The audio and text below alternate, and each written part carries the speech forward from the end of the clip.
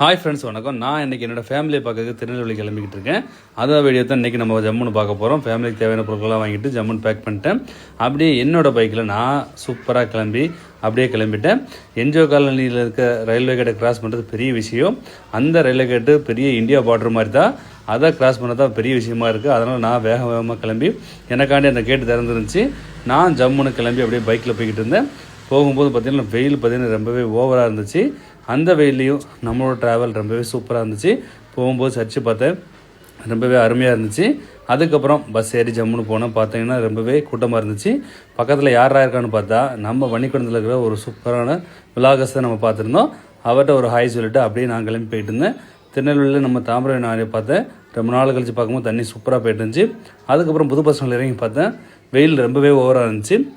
இறங்கி சூப்பராக அங்கே ஜம்முன்னு இறங்கியாச்சு. இந்த மாதிரி வீடியோக்களுக்கு நம்ம சேனலை ஃபாலோ பண்ணுங்கள், விசிட் பண்ணுங்கள். தேங்க்யூ.